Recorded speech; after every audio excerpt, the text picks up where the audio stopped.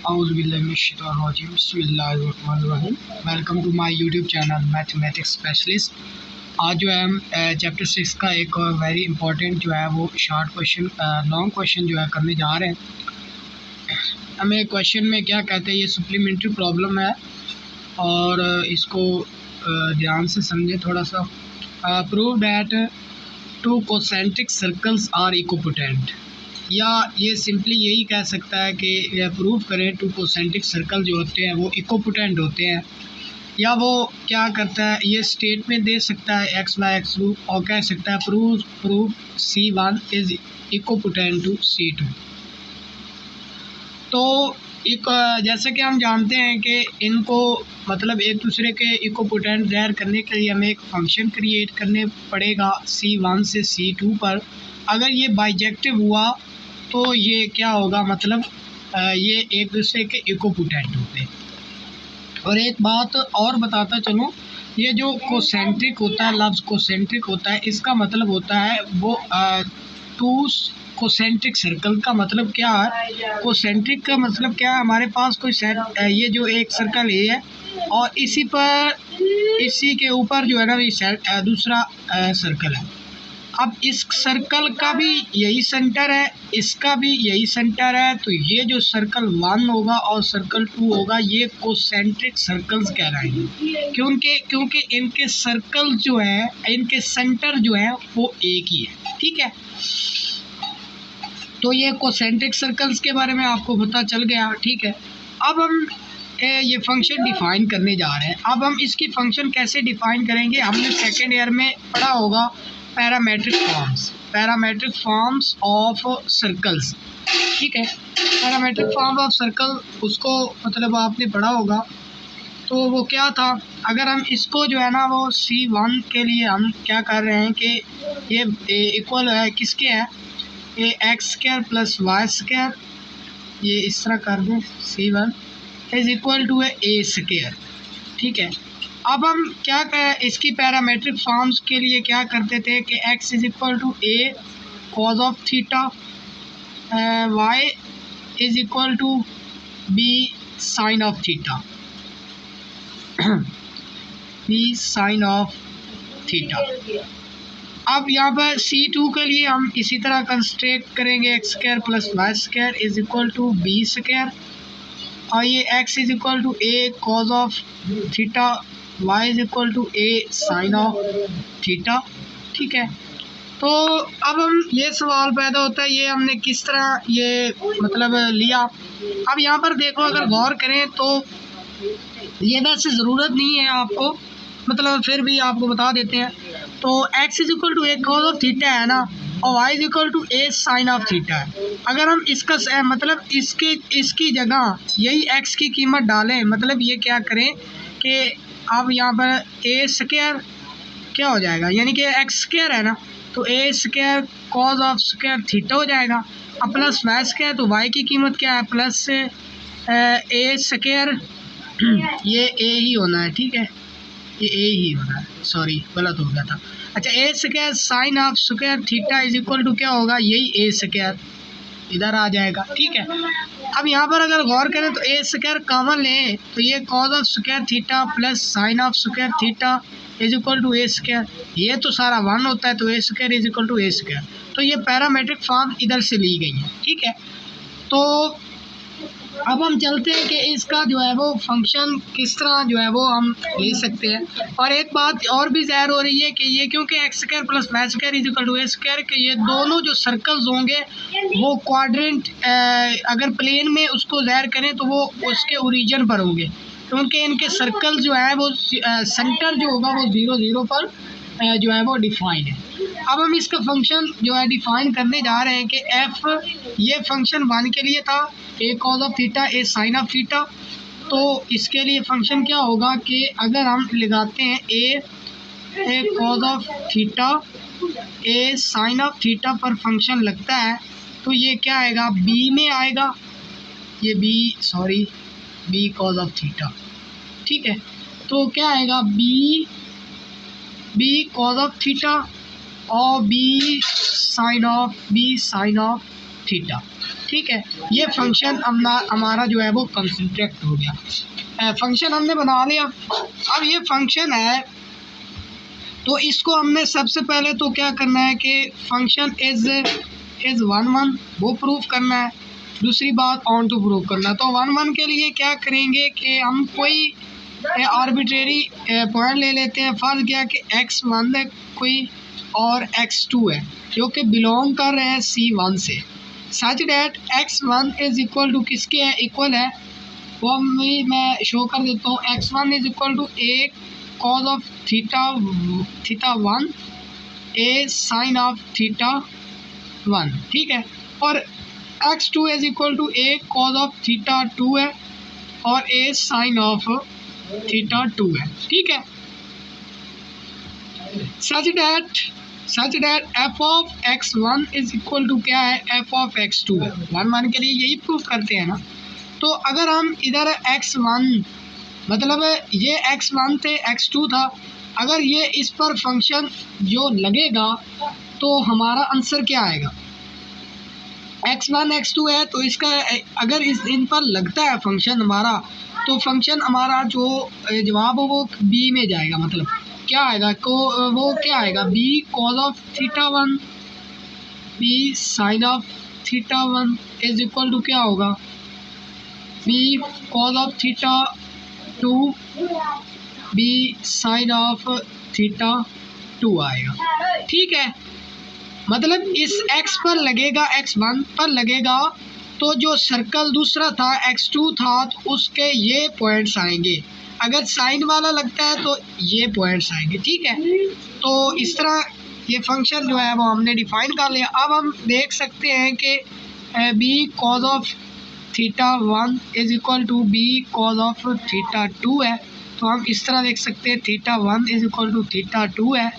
और इधर से भी एंड की डाल दें, b sine of theta 1 is equal to b sine of theta 2 है।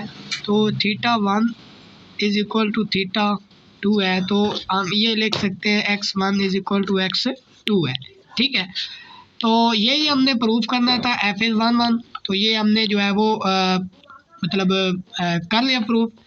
दूसरे नंबर पर अब हमने क्या करना है, दूसरी कंडीशन के लिए क्या होता है कि f is onto prove करना होता है। तो इसके लिए क्या करते हैं, वही लाइन जो है मैंने आपको बताई हुई है वही लिख दें कि for every b cos of theta b sine of theta, for every b cos of theta b sine of theta जो कि बिलोंग करते हैं C1 से, there exist a cos of theta a sine of theta जो कि belong करेंगे किसके, C2 ये C2 से करते हैं और बिलोंग देयर एग्जैक्ट C1, यानी कि जो सर्कल 2 है ना, मतलब ये C1 था C2 पर था, ये फंक्शन डिफाइन था। तो इसके हर एलिमेंट के लिए इधर कोई ना कोई एलिमेंट ज़रूर होगा। तो वो अगर है तो वो क्या है, ऑन टू की जो कंडीशन को फुलफिल करना। सच डैट f जब लगेगा a cos of theta a sine of theta वो बराबर आएगा, वही फंक्शन लिख दें, बराबर किसके आएगा, b cos of theta b sine of theta. तो ये इधर लिखना है, मतलब जगह नहीं थी वो, तो मैंने इधर ही लिख दिया, ठीक है। तो ये था इसका मतलब प्रूफ था, इसको अच्छे तरीके से जो है ना समझे। पहले भी मैं आपको बता चुका हूँ, पहले लेक्चर में भी इसके नोट्स हैं प्रॉपर। तो इन्हीं नोट्स को जो है ना वो मैं एक्सप्लोर कर रहा हूँ, उनको जो है ना वो रिपीट कर रहा हूँ। तो जिनके पास नोट्स नहीं है वो मुझसे मतलब व्हाट्सअप नंबर मैं डिस्क्रिप्शन में दे देता हूँ, उधर से आप रब्ता करके जो है ना वो इनके नोट्स भी मंगवा सकते हैं, ठीक है। मैं सबको प्रोवाइड करूँगा क्योंकि मैं ख़ुद ही एक स्टूडेंट हूँ और आप ही की तरह का एक BS मैथमेटिक्स फर्स्ट सेमेस्टर का मैं भी एक स्टूडेंट हूँ।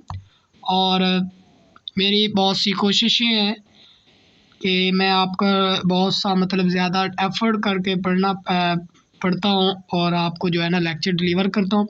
सो चले अब हम जो है ना क्वेश्चन आगे चलते हैं। तो ये क्वेश्चन है और ये बड़ा ही इम्पोर्टेंट क्वेश्चन है, इसको जो है ना वो लाइटली नहीं लेना। ये बस यही देंगे कि प्रूफ करो ये इंटरवल इसके इक्विपोटेंट है। वो मतलब कोई फंक्शन वगैरह नहीं देने वाले, वो जस्ट यही स्टेटमेंट देंगे। 8 नंबर का क्वेश्चन होगा जिसको आपने इसका फंक्शन क्रिएट करना होगा, मतलब इनको इक्विपोटेंट दिखाने के लिए वो फंक्शन क्रिएट करना होगा और फंक्शन को इन 1 1 और ऑन टू दिखाना है। तब ये जाकर प्रूफ होंगे कि ये जो दो इंटरवल्स हैं ये इक्विपोटेंट है। ठीक है, तो इसका फंक्शन कैसे जो है ना वो बनाना है वो आपने गौर से समझना है। ठीक है, तो इस इंतहाई आसान है, इतना मुश्किल नहीं है। अगर आप गौर से इसको जो है ना वो देखेंगे या इसको मतलब लाइट नहीं लेंगे तो आपको जो है ना वो फंक्शन भी क्रिएट करना आएगा। अच्छा, आगे चलते हैं। अब इस इंटरवल को ना मैं एक रियल लाइन पर लिखने लगा हूँ। 0 1 है, 0 भी शामिल है, 1 भी शामिल है। अब मैं इसको जो है ना वो रियल लाइन पर लिखने लगा हूँ। अब काम स्टार्ट हो चुका है, तो बड़ा ही इंतहाई जो है ना वो हद तक आप इस पर जो है ना वो कंसंट्रेट करें। ये 0 है, ये 1 है। ठीक है, ये भी शामिल है, ये भी शामिल है। अगर हम गौर करें 0 और 1 के दरमियान ये पड़े होते हैं रेशनल नंबर 1/2, 1/3, 1/4, 1/5, ये रेशनल नंबर पड़े हुए थे। अब पहले क्या हुआ, 0 और 1 ये शामिल थे। ठीक है, ये हमने शो कर दिया। दूसरे नंबर पर इनके दरमियान 0 और 1 के दरमियान रेशनल नंबर पड़े होते हैं 1/2, 1/3, 1/4, 1/5, ये भी पड़े होते हैं। ये भी हमने ये जो शो कर दिया। अब हम गौर करें तो ये जो 1/2 और 1/3 के दरमियान भी जो है वो पड़े हुए हैं। वो कौन से हैं, वो जो पॉइंट्स वाले, वो जो इर्रेशनल नंबर है जिन्हें हम P/Q की फॉर्म में नहीं लिख सकते। इनके दरमियान, इनके 1/2, 1/3 के दरमियान बहुत सी इनफाइनाइट पड़े हुए हैं इर्रेशनल नंबर। ठीक है, ठीक है, तो हमारे पास 3 चीज़ें आ गई। एक तो 0 1 वो बाहर है, वो शामिल है। दूसरी चीज़ कि इसमें रेशनल नंबर आ गए, हमने वो भी कवर कर लिए। और इर्रेशनल नंबर जो इसके दरमियान है, यानी कि 0 और 1/2 के दरमियान बहुत से इर्रेशनल नंबर हैं, इन्फिनिट। 1/3 और 1/4 के दरमियान इन्फिनिट इर्रेशनल नंबर है। ठीक है, जिनको हमने जो है ना वो ये लगाने नहीं है, जैसा आपको समझाने के लिए ये जो लगा रहा हूँ रोज़ आज। ठीक है, तो अब हम क्या करने जा रहे हैं, अब जो है ना वो वाला जो है वो मैं इस इंटरवल को जो है ना लिखने जा रहा हूँ 0 व 1 इस तरह। अब इसमें जो है ना वो इधर है, ये 0 शामिल नहीं है इसमें, तो 0 को मैं जो है ना वो नहीं लिख रहा, मतलब ये इधर भी डाल दिया, इधर भी डाल दिया, यानी कि ये शामिल नहीं है।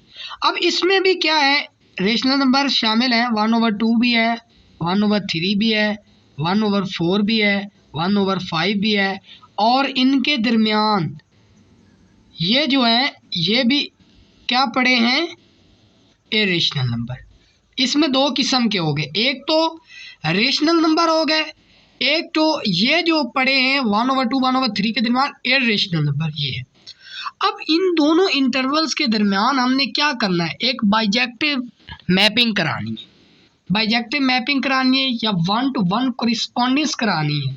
ठीक है, तो अब अगर गौर करें तो इन दोनों में जो कॉमन चीज़ है वो क्या है, एक कॉमन चीज़ तो है इसमें भी रेशनल नंबर है, इसमें भी रेशनल नंबर है, और दूसरी कॉमन चीज़ क्या है कि इसमें भी इर्रेशनल नंबर है, इसमें भी इर्रेशनल नंबर है।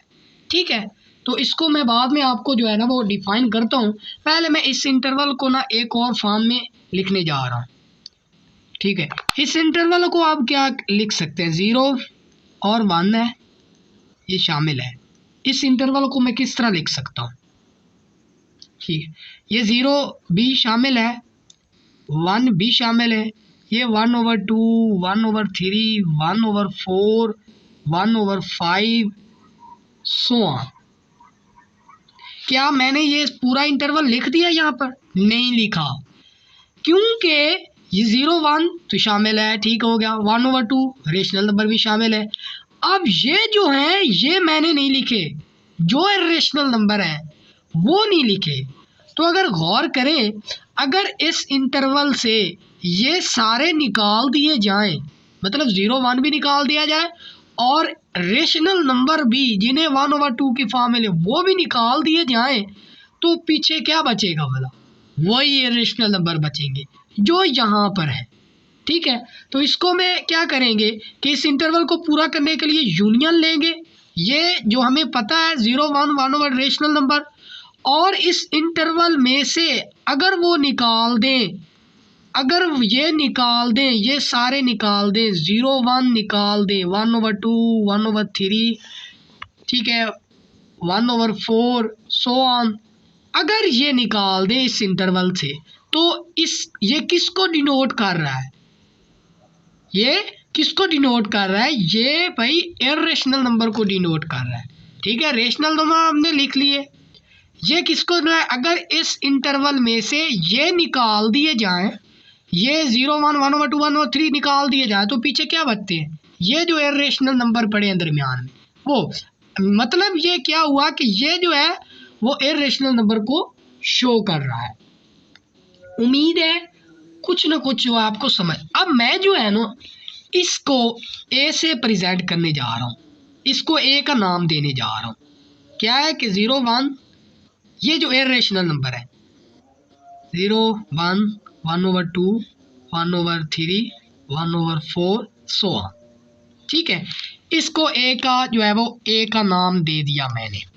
अगर गौर करें, अगर मैं इस तरह कर लूँ कि ए इज इक्वल टू, अब ये पहले इंटरवल की इतनी बात ही थी, पहले इंटरवल को क्या हम इतनी बात हो गई है, उसको किस तरह लिखेंगे वो मैं बाद में कंसंट्रेट करता हूँ आपको। अच्छा, अगर 0 1 शामिल है, इधर भी शामिल है, तो इस तरह लिख सकते हैं। अगर इस तरह लिखते 0 और 1 शामिल नहीं है, तो क्या इधर शामिल होगा? नहीं शामिल होगा, इधर में वही बचेगा 1/2 1/3 1/4 सो ऑन। ठीक है, अब यहाँ पर आओ, अब इस इंटरवल को मैं लिखने जा रहा हूँ। इस इंटरवल को किस तरह लिख सकते हैं कि 0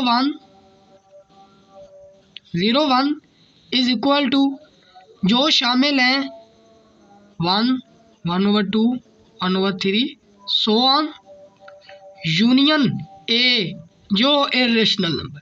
ठीक है, अब हम इस इंटरवल को भी लिखने जा रहा हूँ, जो शामिल है, मतलब ये देखो ना, इसको इस फॉर्म में लिखा जा सकता है, मतलब ये ए को रिप्रेजेंट कर रहा है।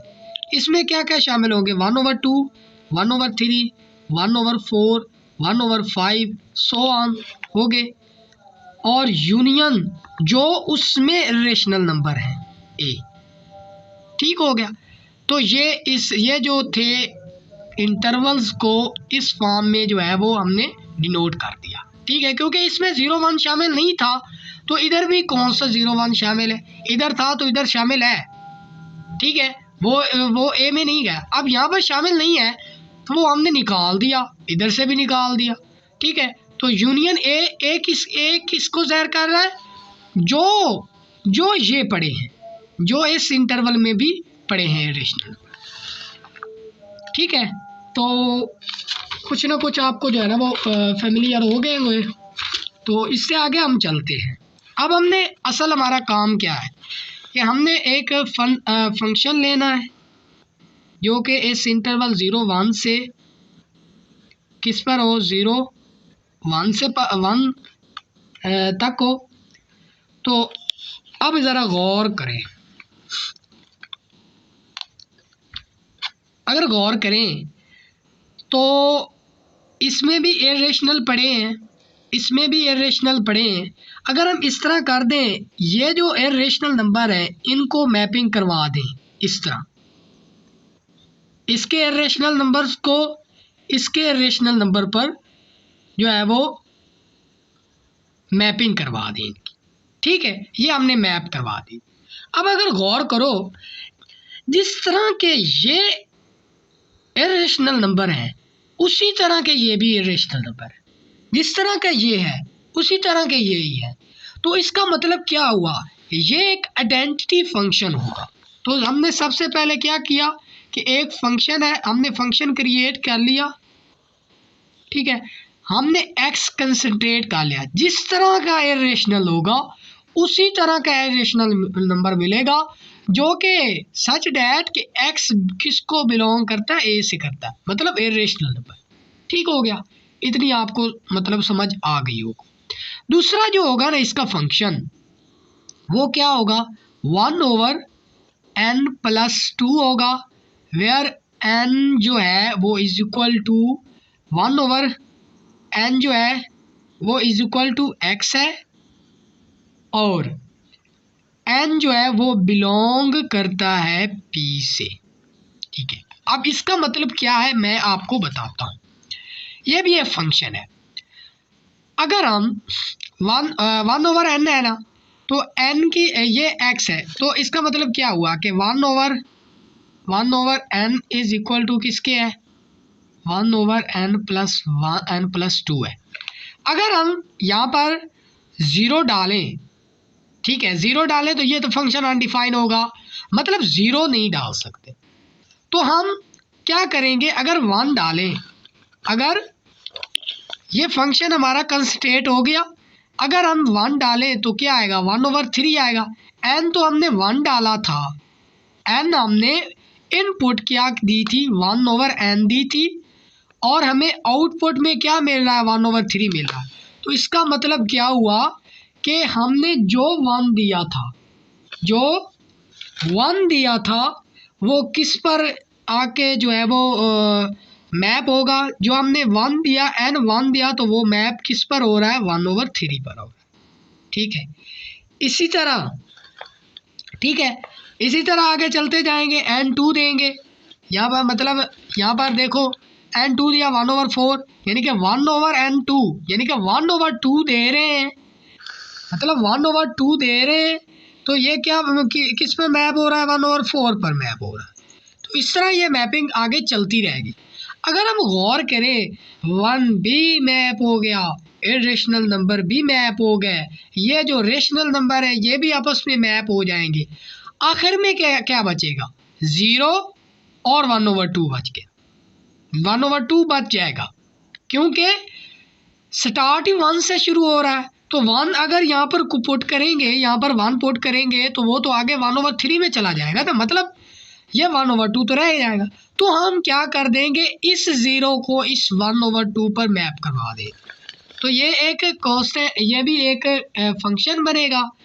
क्या करेंगे, मतलब हम क्या कर रहे हैं कि 1/2 आएगा, जबकि x जो होगा वो इक्वल टू किसके होगा, 0 के होगा। जब x 0 होगा तो दूसरे इंटरवल में 1/2 मिलेगा हमें।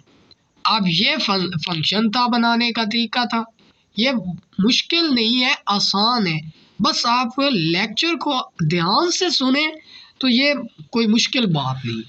ठीक है, अब यही फंक्शन है, इसको 1 प्रूफ करना है, ऑन टू प्रूफ करना तो हो जाता है। तो ये क्या है, ये एक दूसरे के इक्विपोटेंट है। तो सबसे पहले f इज 1 इस ऐसे फंक्शन 1 के लिए मैं जो है वो प्रूव करने जा रहा हूँ, f ऑफ x इज 1 तो फंक्शन हमारे पास क्या है, f of x is equal to x है, और x बिलोंग कर रहा है a से। अब जिस तरह का a देंगे, x देंगे, उसी तरह का हमें इधर भी x मिलेगा। तो इसका मतलब क्या है कि ये एक आइडेंटिटी फंक्शन है, ठीक है, और आइडेंटिटी फंक्शन हमेशा बाइजेक्टिव होता है। आप ये भी लिख दें तो ठीक है, अगर नहीं लिखना चाहते प्रॉपर वे से, इंटेलिजेंट स्टूडेंट है तो प्रॉपर वे से आप इसको जो है ना वो प्रूव कर दें, x1 x2 बिलोंग कर रहे हैं किससे, a से बिलोंग कर रहे हैं, सच डैट क्या है कि f of x1 is equal to f of x2 है। ठीक है, तो x1 x2 पर लगेगा तो हमें जो आंसर होगा वो क्या मिलेगा, अगर यहाँ पर एफ ऑफ एक्स वन डालते हैं तो क्या मिलेगा, एक्स वन मिलेगा और is equal to x two मिलेगा। यही हमने दिखाना था, ये वन वन हो गया।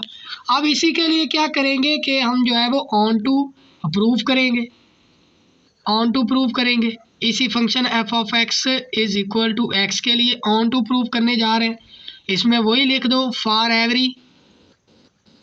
Every f of x one and f of x two belong to, किससे कर रहा है, 0 1 से, यानी कि हर वाई, हर रेंज, हर उसकी रेंज का एलिमेंट जो कि इस इंटरवल से बिलोंग कर रहा है, there exist x1 and x2 which belong to this interval such that, वही फंक्शन लिख दें f of x is equal to क्या है, x के है। तो ये पहला फंक्शन हमारा क्लियर हो गया, ठीक है। अब हम इसको प्रूफ करेंगे और इसको भी प्रूफ करेंगे वन वन और ऑन टू। अब दूसरा फंक्शन लिया हमने, ये इसको वन वन प्रूफ करना है, तो उसी तरह लेट कर लेंगे, late x1 x2 belongs to, किससे कर रहे हैं, 1/n से, such that n belong to किससे, p से कर रहा है।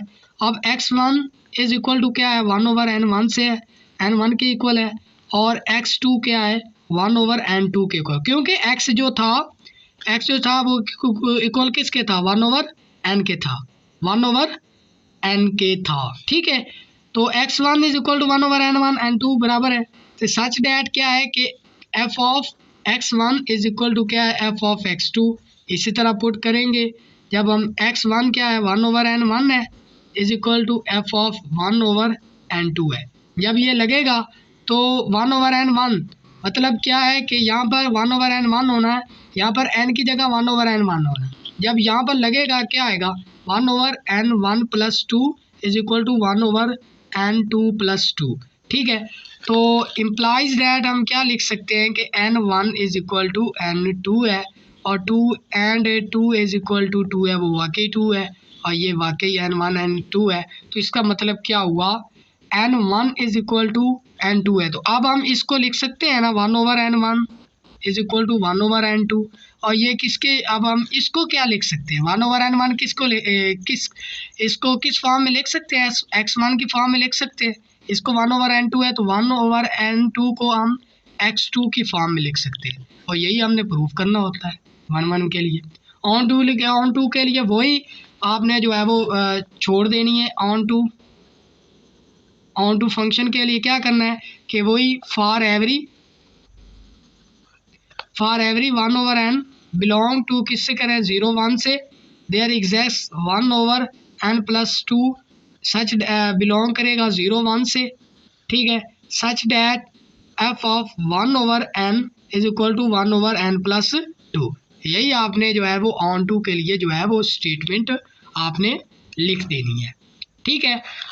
अब जो है वो आखिरी फंक्शन के लिए, थर्ड फंक्शन के लिए हम जो है वो प्रूव करने जा रहे हैं कि वो क्या था, f of x is equal to 1/2 था, where x is equal to 0 है। तो क्लियरली, ठीक है, इसके लिए बस यही लिख दें कि clearly for every 1/2 which belong किससे करता है, 0 1 से, देयर एग्जिस्ट क्या करेगा, 0 पड़ा होगा जो बिलोंग करता है 0 1 से, ठीक है, सच डैट f ऑफ 0 पर लगेगा क्या आएगा, 1/2 आएगा। तो ये एक बाइजेक्टिव फंक्शन है, इस पर इतना ज़्यादा मतलब ज़ोर लगाने की लोड़ नहीं, ठीक है। तो इसको आपने जो है ना वो प्रूफ करना है। तो इसका मतलब क्या हुआ, ये फंक्शन जो हमने जो है ना वो हमने बनाया था फंक्शन, वो क्या हुआ, सारे फंक्शन जो है वो क्या है, एक बाइजेक्टिव मैपिंग कवर कर रहे हैं। ये जो फंक्शन हमने जो है ना वो बनाया था, ये भी बाइजेक्टिव प्रूव हो गया, ये भी हो गया, ये भी होगा। मतलब क्या है कि इन दोनों इंटरवल के दरमियान हम जो फंक्शन था वो क्या है, बाइजेक्टिव है। अगर फंक्शन बाइजेक्टिव है तो इसका मतलब क्या है कि ये जो इंटरवल है 0 और 1 वो क्या है, इक्विपोटेंट टू है 0 और 1 के। ये जो इंटरवल है इसके इक्विपोटेंट है, क्योंकि इनके दरमियान जो फंक्शन था वो बाइजेक्टिव है, ठीक है। तो उम्मीद करता हूँ इसकी आपको जो है ना वो थोड़ी बहुत समझ आ गई होगी। अब जो है एक और भी क्वेश्चन है इसी के रिलेटेड है कि 0 1 ये क्लोज इंटरवल है, ये हाफ ओपन है हाफ क्लोज है, ठीक है। तो ये दे सकता है कि इसको प्रूव कराएं 1/2 है। तो पिछले लेक्चर में मैंने आपको जो है ना वो फंक्शन इनके दरमियान कंसंट्रेट करने का जो है ना वो आपको आइडिया दिया था, इसमें भी थोड़ा बहुत देता हूँ। तो इस इंटरवल को हमने लिख दिया 0 1 शामिल है, इसमें क्या है 0 शामिल नहीं है और 1 शामिल है। तो इनके दरमियान 1/2 1/3 ये रेशनल नंबर पड़े हैं, और ये 1/2 1/3 के दरमियान जो इरेशनल पड़े हैं, इनके दरमियान भी ये वाले इरेशनल नंबर पड़े हैं। अब इस इंटरवल को वही तरीके से लिख सकते हैं, यानी कि इस इंटरवल से ये निकाल दें तो बाकी इरेशनल नंबर होंगे, उन्हीं इरेशनल नंबर को हमने ए से डिनोट कर दिया, और जो शामिल था वो हमने 0। अब यहाँ पर देखो 1 शामिल मतलब 1 शामिल होना था इसमें, 0 1 है तो 1 शामिल होना था इसमें, ठीक है। तो सॉरी, अच्छा 0 1 1/2 ये था यूनियन, जो इरेशनल नंबर है ये इधर भी शामिल होना है इसने, ठीक है। अब हम क्या करेंगे, a इज इक्वल टू ये था 0 1 1/2 1/3, ठीक हो गया। अब यहाँ पर देखो, अब इसी a को मैं ये जो है ना 0 शामिल नहीं कर रहा, तो 0 इधर शामिल है तो इधर भी शामिल है, अगर इधर शामिल नहीं है तो इधर शामिल नहीं होगी, वो 1 नहीं आएगा, 1/2 1/3 ये बन जाएगा। अब हम फंक्शन जो है इसको हम इस इंटरवल को किस तरह लिखते हैं, क्योंकि 0 शामिल नहीं है तो 1/2 1/3 यूनियन ए जो कि इरेशनल नंबर है। अब हमने उसी तरह जो है वो एक फंक्शन ड्राइव करना है इस इंटरवल से इस इंटरवल पर, जो इरेशनल नंबर हो गए उसके लिए तो वो हर कोई भी इंटरवल इस तरह का आ जाए ना, हाफ क्लोज हाफ ओपन हो जाए, कोई भी आ जाए, उसका पहला फंक्शन यही आइडेंटिटी फंक्शन होना है, क्योंकि इरेशनल नंबर दोनों में सेम होने हैं, तो उसका आइडेंटिटी फंक्शन ए आ गया, ठीक है। इसमें अब ये चेंज हो रहा है 1/n+1 होना है, ठीक है। तो x is equal to 1/n, ये पिछले जो है वो क्वेश्चन में जो है वो बार बार मैं जो है ना वो डिनोट कर चुका हूँ। अगर हम क्या करें इसमें 1 अगर डालें, अगर यहाँ पर 1 डालें तो 1/2 आएगा, ठीक है, 1/2 आएगा। तो 1 डालें तो 1 जो होगा वो 0 पर ही मतलब डिनोट करेगा, 0 पर। अच्छा, तो इसका मतलब 1, हाँ ठीक हो गया। तो ये 1/n है, n बिलोंग टू p है, और 1 जो है वो when x is equal to 0, मतलब ये जो 0 था, ये जो 0 है इसको हमने किस पर मैप करा दिया, इसके 1 पर। जब हम x 0 देंगे तो ये मैप करेगा 1 से, ये इसके लिए बना दिया। अब इसके 1 के लिए 1/, मतलब ये देखो मैं फिर आपको कॉन्सेप्ट दे देता हूँ, n की जगह 1 लगाया, यानी कि x is equal to 1/n है, तो 1/n आ गया, 1/1 आ गया, ठीक है। तो n की जगह क्या आएगा, 1 आया, तो 1 आया तो 1/2 आ गया, यानी कि 1 डाला 1/2 मिल रहा है। तो पीछे रह कौन सा गया, जो भी आगे आगे हम चले गए तो वो रेशनल नंबर आपस में आगे ही बढ़ेंगे ना, ठीक है। तो 0 तो रह जाएगा, तो 0 को हमने जो है वो 1 से जो है ना वो करवा देनी उसकी मैपिंग, ठीक है। तो ये फंक्शन था। अब इसको जो है वो 1 1 प्रूफ करना और ऑन टू प्रूफ करना ये आपका काम है, ये तो बहुत आसान सा काम है, ठीक है। अब थर्ड क्वेश्चन भी इसी तरह का है, वो जो है उसका मैं फंक्शन बनाने का तरीका आपको बता देता हूँ, ये देख लें मज़ीद। ये 1 1 late N x1 x2 belong to f(x1), ये 1 के लिए था, ये दूसरे के लिए ऑन टू प्रूफ किया, ठीक है। ये फॉर ऑन टू के लिए वही, ये एक कांस्टेंट फंक्शन है, और कांस्टेंट फंक्शन क्या होता है, इज आइडेंटिटी फंक्शन होता है, ठीक है। तो आइडेंटिटी ला रहा है, जो भी देंगे वही आएगा, तो ये भी एक बाइजेक्टिव फंक्शन की एग्जांपल ही है। तो रिज़ल्ट क्या हुआ कि ये सारा बाइजेक्टिव है और ये क्या है, इक्विपोटेंट है। इस तरह अगर इस क्वेश्चन ये आ जाए तो इसका जो है वो कैसे करवाना है आपको ये भी बता दूं। तो इरेशनल नंबर पर मैप होंगे, मतलब ये इस इंटरवल को हम किस तरह लिख सकते हैं 0 1, तो इसमें क्या है 0 भी शामिल है 1 भी शामिल है, तो हम इस तरह लिख सकते हैं। तो पहला तो ये सेम ही होता है। अब यहाँ से इधर हाफ है, यानी कि 1 शामिल नहीं 0 शामिल है, तो 0 शामिल होगा 1/2 शामिल नहीं होगा, तो इसका ए ये लिख दिया। अब हमने फंक्शन डिफाइन करना है, वो इरेशनल नंबर के लिए यही आइडेंटिटी फंक्शन होगा, 1/(1/n+1) होगा, इसके लिए भी वही फंक्शन होगा x बिलोंग टू ए। अब यहाँ पर 0 0 पर मैप होंगे, यहाँ पर क्या होगा कि 0 जो है वो 0 पर ही मैप होगा, तो 0 0 पर मैप होगा। तो इसी को जो है वो 1/1 और ऑन टू प्रूव कर देना है आपने। तो मेरी आपसे जो है ये भी एक मतलब इल्तिजा है कि आप इस तरह कर लें कि इनके जो फंक्शन है ना वो आप जहन में बिठा लें, जब भी ये सवाल आ जाए उसको फटाफट जो है ना वो उसका फंक्शन लिखें। तो ये सब शो करने की कोई ज़रूरत नहीं, बस ए को शो करें, ए को शो करें इधर भी, तो वो सवाल हल कर दे, ऑन टू 1/1 प्रूव कर दे, ठीक है। तो वो आपका क्वेश्चन जो है वो सॉल्व हो जाएगा। इसको मज़ीद देख लें किस तरह जो है ना वो 1/1 ऑन टू भी प्रूफ किया है। तो हम जो है वो अपने नेक्स्ट टॉपिक की तरफ चलते हैं। तो अब हम अपने नेक्स्ट टॉपिक की तरफ चलते हैं। नेक्स्ट टॉपिक जो है वो क्या है, इनफाइनाइट सेट क्या होते हैं। इनफाइनाइट सेट क्या होते हैं, इसकी कुछ डेफिनेशन मैं आपको दिखा दूँ, या पहले मैं आपको वैसे समझाता हूँ। कोई भी सेट है ना, अगर वो इनफाइनाइट है तो वो अपने प्रॉपर सबसेट के इक्विपोटेंट होगा। अगर वो सेट अपने प्रॉपर सबसेट के इक्विपोटेंट है, मतलब क्या, अगर उसका प्रॉपर सबसेट की कार्डिनैलिटी उस सेट की कार्डिनैलिटी के इक्वल है तो वो सेट इनफाइनाइट सेट होगा, अदरवाइज वो फाइनाइट हो। तो इसकी डेफिनेशन क्या है, a set is a infinite set if it has the same cardinality as a proper subset of itself.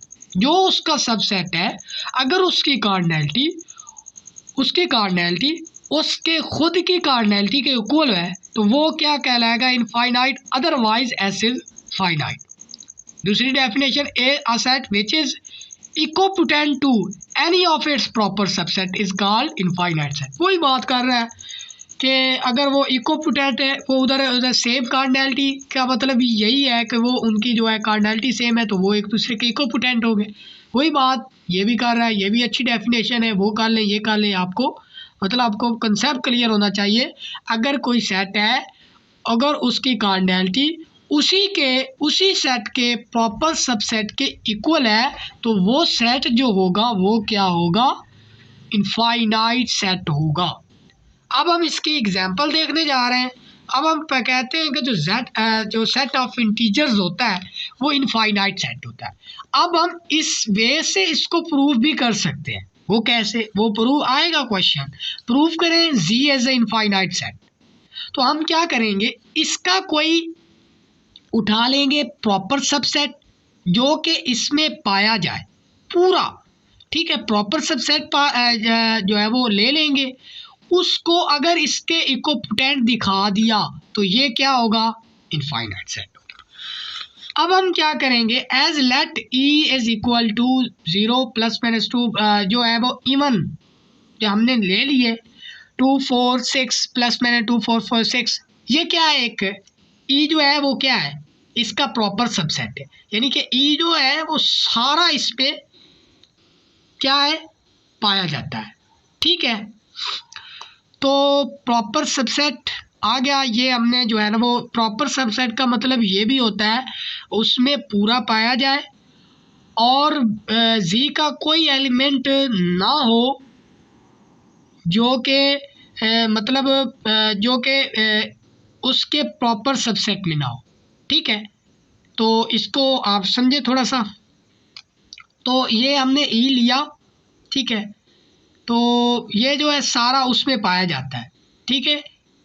तो ये हमने इवन ले लिया 2 4 + 4 6, ठीक है। थोड़ी सी गलती भी हो जाए तो मैं भी आपकी तरह का स्टूडेंट ही हूँ, तो मैं कुछ टीचर थोड़ा ही हूँ, ठीक हो गया। ये इवन ले लिया 0 2 4 6 हमने ले लिए, ठीक है। ये एक इवन ले लिए, ये जो है पूरा सब ये सेट इसमें पाया जाता है, तो ये इसका क्या है, प्रॉपर सबसेट है, ठीक है। अब हम clearly E as a proper subset को इस तरह लिखते हैं, जी का प्रॉपर सबसेट है, we want to show that E is equal to equipotent to G है। अब हम गौर करें तो हमने क्या करना है कि फंक्शन क्रिएट करना है जो जी से ई पर हो ठीक है। तो इस तरह फंक्शन किस तरह होगा, यानी कि 0 पर लगे और 0 मिले, 1 पर लगे और जो है वो 2 मिले, 2 पर लगे 4 मिले, 3 पर लगे 6, यानी कि उसका डबल मिल रहा है। ठीक है, तो हमने क्या किया कि f of x is equal to 2x डाल दिया। अगर हम यहाँ पर गौर करो, अगर हम यहाँ पर 0 डालें, यहाँ पर भी 0 आएगा, तो 0 आ जाएगा इसका एलिमेंट।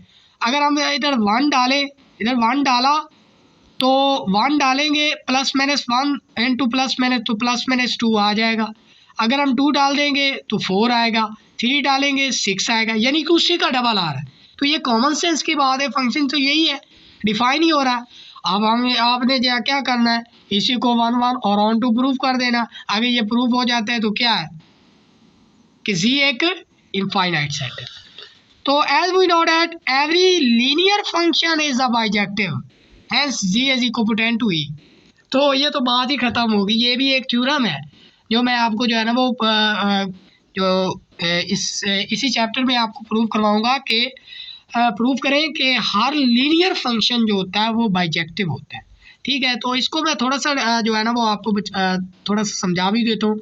अब लीनियर फंक्शन जो होता है ना वो क्या होता है, उसकी एक मतलब बताऊँ तो वो एक स्ट्रेट लाइन से बनती है, उसका graph straight line linear function.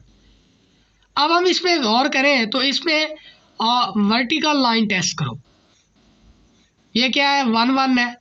On to के लिए भी क्या करें कि इसमें डोमेन रिपीट नहीं हो रही, डोमेन क्या है रिपीट नहीं हो रही। तो इसका मतलब क्या हुआ कि ये लीनियर फंक्शन जो है वो बाइजेक्टिव होता है। तो इसका मतलब क्या, जी इक्विपोटेंट टू ई है, जबकि ई जो था इसका प्रॉपर सबसेट था। अगर इसका प्रॉपर सब इसके प्रॉपर सब की कार्डिनैलिटी इसके कार्डिनैलिटी के इक्वल है, तो इसका मतलब क्या हुआ, जी एक इनफाइनाइट सेट है। ठीक है, तो ये रिजल्ट है क्या, as we know that G is a proper subset of G and also equipotent to G. G जो है जी इक्विपोटेंट टू है, so G is an infinite set. तो इनफाइनाइट सेट की आपने जो है वो यही डेफिनेशन अपने जो है माइंड में रखनी है। कोई भी क्वेश्चन और भी वे से आ सकता है, उसको आपने प्रूफ करना है। ठीक है, आगे जो है हमारा जो वेरी इंपॉर्टेंट टॉपिक है वो क्या है, डिनोमरेबल, डिनोमरेबल एंड काउंटेबल सेट्स। ठीक है, ये डिनोमरेबल की बेसिक सी ये डेफिनेशन है। डिनोमरेबल की डेफिनेशन तीन है, इसी चैप्टर में मैं आपको करवाऊंगा। ये बेसिक सी डेफिनेशन है। डिनोमरेबल क्या होते हैं, डिनोमरेबल सेट जो होते हैं ना वो सेट होते हैं जिनके एलिमेंट्स को लेबल किया जा सके, मतलब उनको गिना जा सकते। ये फर्स्ट है, ये सेकंड है, ये थर्ड है, ये एग्जाम्पल है। तो इसको डेफिनेशन में क्या, डेफिनेशन इसकी क्या है, डेफिनेशन इसमें क्या है कि a set whose elements can be labeled then it is called denumerable set. Denumerable set यानी कि इसके सेट को हम इसके सेट को हम गिन सकते हैं, इनको हम ऑर्डर दे सकते हैं। ठीक है, अब यहाँ पर गौर करो तो इसको, अगर ये एक पॉजिटिव इंटीजर का सेट है तो अब हम इसको गिन सकते हैं ना, ये इसका फर्स्ट है, इसका सेकंड है, इसका थर्ड है, इसका फोर्थ है, इसका फाइव, यानी कि लेबल कर सकते हैं। यही जो लेबलिंग कर सकते हैं जिस सेट की भी, वो सेट क्या होगा, डिनोमरेबल सेट होगा। ठीक हो गया, as element of a set is are labelled as first second and third, so it is a denumerable set. ठीक है, तो ये एक सी एग्जाम्पल थी। अब जो है ना वो पॉइंट नोट करने वाला है, ये वेरी इंपॉर्टेंट पॉइंट है और ये लॉन्ग क्वेश्चन भी आता है कि साबित करो जो ये इंटरवल है 0 1 इज अ डिनोमरेबल। ये आपने मुझे बताना है, तो एंड में मैं आपको एक्सप्लेन कर दूंगा। ये अगर हम गौर से सोचो, क्या ये डिनोमरेबल है, क्या इसके एलिमेंट्स को हम लेबल कर सकते हैं, फर्स्ट है, सेकंड है, थर्ड है, तो ये सोचो ज़रा, मैं आगे चलता हूँ। नो एज वी, अच्छा ये बात तो उसका जवाब है, चलो बता देते हैं। अब ये 0 1 है ना, तो 0 1 के एलिमेंट्स को हम कभी भी लेबल नहीं कर सकते। 0 1 के दरमियान बेशुमार रेशनल नंबर, इरेशनल नंबर बड़े शुमार पड़े हैं, बेशुमार पड़े हैं, हम उनको किस तरह काउंट कर सकते हैं। तो इसका मतलब क्या हुआ, अगर हम उनको लेबल नहीं कर सकते कि वो क्या है, डिनोमरेबल नहीं है। No as we can't labeled elements between 0 and 1 clearly can be considered non-denumerable. So it can be considered non-denumerable. ये क्या है? डिनोमरेबल नहीं है। अब यहाँ पर एक थ्योरम है, वेरी इंपॉर्टेंट थ्योरम है।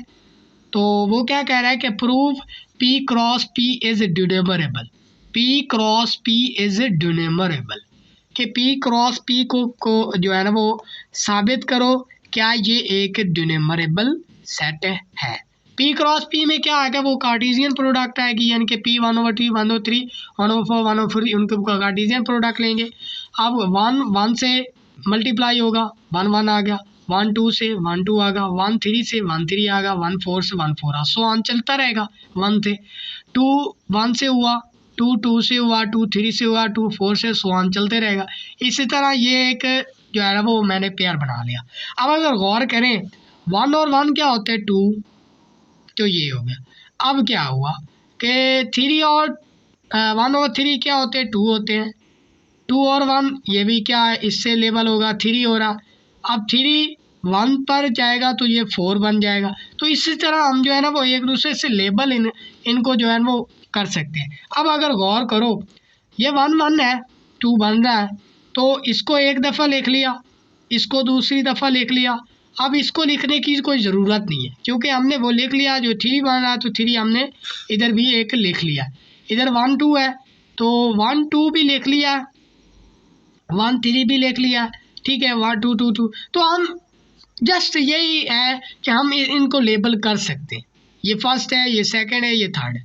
तो इसका मतलब क्या हुआ? So P cross P is denumerable set. ठीक है, तो ये क्वेश्चन था, इंपॉर्टेंट थ्योरम भी था। इसको अच्छी तरह किताब से भी जो है ना वो डिनोट किया हुआ है, वहाँ से भी आप इसको क्लियरली समझ सकते हैं। अच्छा, अब मैं एक जो है ना वो एक चीज़ बताने लगा हूँ कि हमारे पास जो आता है ना ये जो P होता है ना, P इसको हम पॉजिटिव जो है ना इंटीजर्स को ज़ाहिर करता है, यानी कि 1 2 3 4 5 सो ऑन सो। तो ये क्या है? डिनोमरेबल सेट है। ये क्या है? डिनोमरेबल सेट है। ठीक है, तो इसके एलिमेंट्स को लेबल किया जा सकता है। तो हम तो जो रियाजीदान थे, मैथमेटिशियन थे, उन्होंने क्या किया कि इसी सेट को ना एक पैरामीटर बना लिया। क्या कर लिया? पैरामीटर बना लिया। उन्होंने कहा अगर कोई सेट इसके इक्विपोटेंट होगा, क्योंकि इसके एलिमेंट्स को लेबल किया जा सकता है, अगर कोई सेट इसके इक्विपोटेंट हुआ तो वो भी क्या होगा? डिनोमरेबल सेट होगा। तो डिनोमरेबल सेट की उन्होंने डेफिनेशन क्या लिखी? कंसेप्चुअल डेफिनेशन है कि a set D is said to be denumerable set if it is equipotent to P, क्योंकि P के एलिमेंट्स को लेबल किया जा सकता है। अगर इसको लेबल किया जा सकता है, अगर कोई सेट इसके इक्विपोटेंट हुआ, अगर किसी सेट की कार्डिनैलिटी इसके इक्वल हुई तो वो भी क्या होगा? डिनोमरेबल सेट होगा। ठीक है, तो इसके रिलेटेड क्वेश्चन भी देख लेते हैं। क्या कहता है कि प्रूव करें कि जो है rational number set of rational numbers is denumerable, और क्यू जो है वो इक्विपोटेंट टू P है। ये दोनों क्वेश्चन आ सकते हैं, या कह सकता है जहाँ भी आए ना प्रूव करो कि फलां चीज़ जो है वो डिनोमरेबल है, उसको उसका मतलब ये होगा उसको ज़ाहिर करना है कि वो इक्विपोटेंट है P के, क्योंकि P के सेट को लेबल किया जा सकता है। अब मैंने आपको जो है ना वो रीज़न बता दी क्यों उन्होंने P सेट ही क्यों लिया, क्योंकि उसको लेबल किया जा सकता है उसके सेट्स को। तो उन्होंने क्या किया? इसको पैरामीटर बना लिया। जो इसके इक्विपोटेंट होगा वो क्या सेट क्या होगा? डिनोमरेबल सेट होगा। अब हमने शो क्या करना है? ये Q इक्विपोटेंट टू P है, तो हमने if Q then Q is a denumerable होगा। ठीक होगा, तो अब हम जानते हैं कि P cross P is equipotent to P है। ये हम जो है वो पीछे देख चुके हैं। P क्रॉस P जो है वो इक्विपोटेंट टू P है। There exist Q equipotent to P है and P equipotent cross P। तो बाय ट्रांजिटिव प्रॉपर्टी हम ये कह सकते हैं Q जो है वो equipotent to P cross P है। ठीक हो गया। तो सबसे पहले तो हमने क्या करना है? Q जो होता है जो रेशनल नंबर होते हैं वो दो तरह के होते हैं, सेट ऑफ रेशनल नंबर। एक तो होते हैं रेशनल नंबर, एक रेशनल नेगेटिव होते हैं, एक पॉजिटिव होते हैं और 0 1 होता है, ठीक है। तो हमने क्या करना है, पहले हम जो है ना वो इसके लिए इसके इक्विपोटेंट करेंगे, फिर इसको इक्विपोटेंट करेंगे और इसको छोड़ देंगे, ये ट्रिवली कर देंगे कि ये ट्रिवली इसके इक्विपोटेंट है। अगर ये दोनों हो जाते हैं तो 0 की कोई औकात नहीं है इतनी, ठीक है। तो हमने सबसे पहले क्या किया कि क्यू जो पॉजिटिव था उसको इक्विपोटेंट दिखाना है पी क्रॉस पी के, ठीक है। और एक बार और भी बता दूं, अगर ए इक्विपोटेंट है ना बी के, तो बी भी इक्विपोटेंट होता है ए के। ये भी बात जो है ना ज़हन नशीन कर ले, ठीक है। तो Q पॉजिटिव को दिखाना है इसके इक्विपोटेंट। अब Q पर जब फंक्शन लगेगा तो क्या आएगा, P क्रॉस P पर जो Q पर फंक्शन लगेगा तो क्या ये क्या है, रेशनल नंबर होते हैं, P ओवर Q होते हैं, P ओवर Q होते हैं। Q जो होते हैं ना Q पॉजिटिव वो इस तरह के होते हैं, प्लस P ओवर Q होते हैं। जो Q होते हैं ना नेगेटिव वो क्या होते हैं, माइनस P ओवर Q होते हैं, ठीक है। आपको जो है ना वो कुछ कंसेप्ट मिल गया होगा। अब यहाँ पर जब जो भी फंक्शन लगेगा P ओवर Q, अब P क्रॉस P में तो ऑर्डर पेयर मिलना है। अब यहाँ पर जो भी फंक्शन लगेगा P ओवर Q पर तो वो इस फॉर्म में आ जाएगा, पी क्यू की फॉर्म में, क्योंकि वो P क्रॉस P जो ऑर्डर पेयर में आएगा। तो जब इस पर फंक्शन लगेगा तो इस फॉर्म में आएगा। अब इसको प्रूव करना बड़ा मुश्किल है, तो इसको आसान तरीके से वही बता दें कि P over P1 over Q1 and P2 और Q2 जो कि बिलोंग करते हैं, इससे हमने लिए सच डैट F जब उन पर लगेगा तो वो सेम है। अगर वो लगेगा तो क्या होगा, P1 is equal to Q1, P2 is equal to Q2, तो यही साबित करना होता है। और P1 ओवर Q2 यही P1 इज इक्वल टू क्या होगा, सच डैट F इज़ 1 1। तो ये मुश्किल काम नहीं है, ये आसान काम था। तो आपने जो है ना वो प्रूफ कर लेना, यानी कि P1 ओवर Q1 पर जब फंक्शन लगेगा क्या आएगा, P1 Q1, यानी कि उसका वो ऑर्डर पेयर में चला जाएगा ना, यानी P1 और Q है तो वो ऑर्डर पेयर में चले जाएगा। जब यहाँ पर फंक्शन लगेगा इस पर P1 ओवर Q1 पर लगेगा तो ये ऑर्डर पेयर में चले जाए, तो ये इक्वल है। तो इसका मतलब क्या हुआ, 1 1 तो है। ऑन टू के लिए वही कहानी आपने डालनी होती है कि for every p q belong to, किससे कर रहे हैं, P cross P, there exist P over Q which belong to जो है रेशनल नंबर पी क्यू, वही देना है clearly. For every p q belong to P cross P, there exist P over Q belong to Q positive such that P over F of Q जब लगेगा तो P Q की form में आ जाएगा।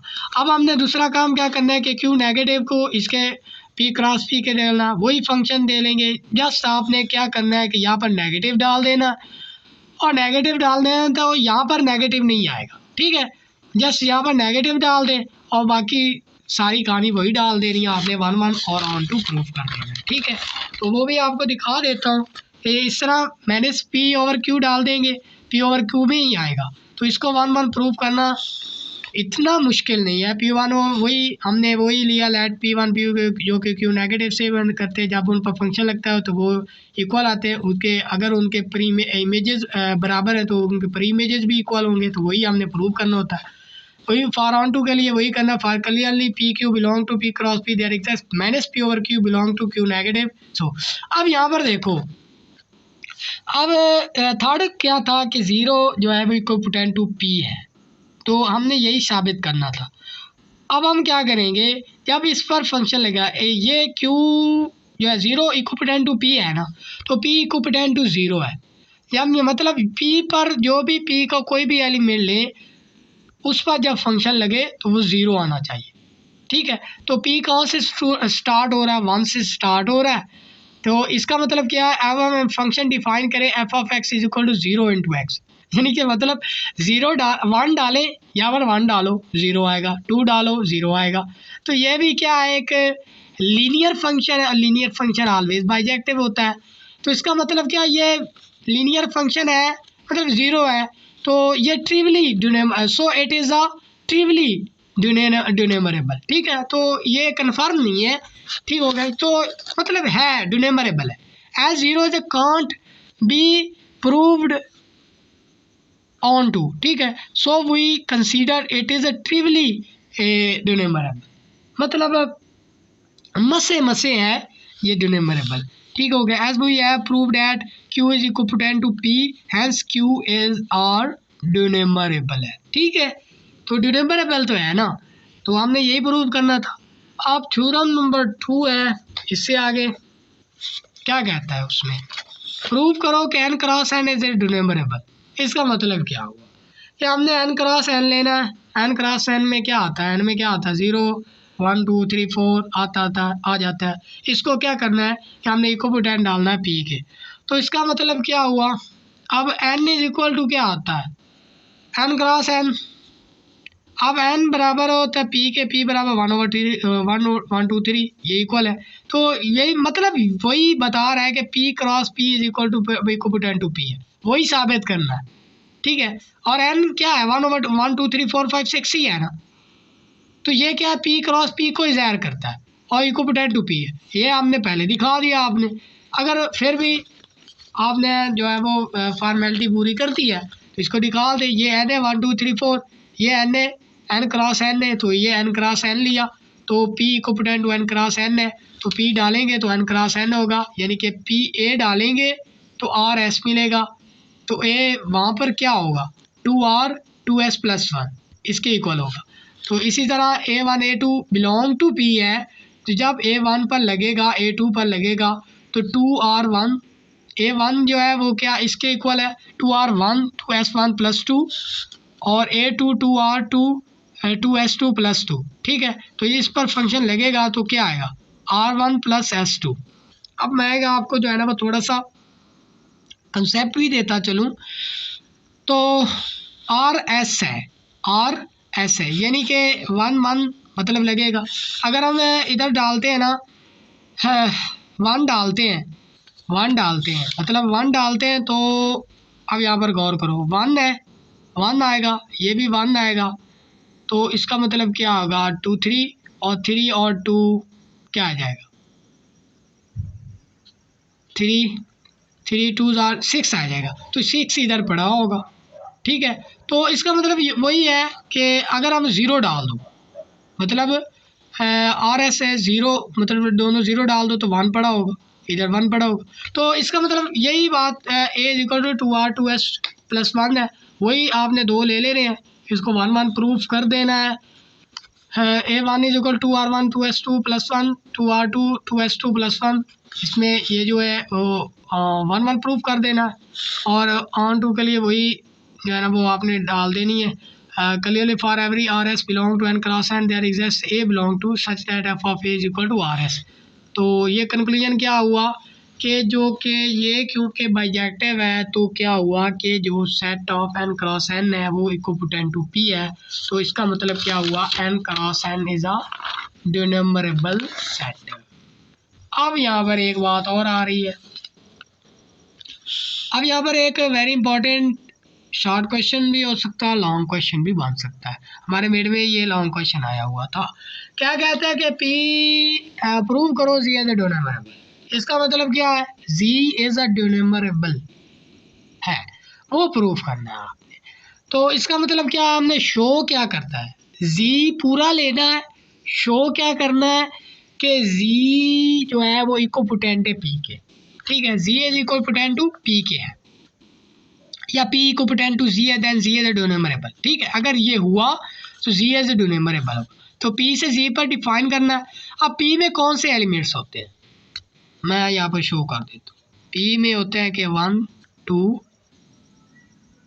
3 4 5, गिनती भी गलत हो रही है, सो ऑन, ठीक है। p में ये एलिमेंट्स। अब यहाँ पर गौर करो किस तरह का फंक्शन में, जब हम 1 डालेंगे यानी कि p से z पर डिफाइन करना है ना, जब हम 1 डालेंगे ठीक है तो क्या होना चाहिए 0 आना चाहिए, ठीक है। क्या होना चाहिए जब हम तो अब हम ना इस तरह कर लेते हैं कि z से p पर अगर हम डिफाइन कर दें तो वो बेहतरीन है, ठीक है। z से p पर अगर हम फंक्शन डिफाइन कर दें z से p पर, ठीक है, तो ये ज़्यादा बेटर रहेगा z से p पर। क्या करें कि 0 डालें और क्या है 1 आए, ठीक है। इसी तरह 1 डालें और क्या है 2 आना चाहिए। तो इसके लिए हमने क्या किया कि ये फंक्शन x इज़ इवन, जब x इवन हो तो इसके लिए 1/2 आएगा। जब हमने क्या किया 0 डालेंगे तो 0/2 0, ठीक है। 0/2 क्या आएगा 0 ही आएगा।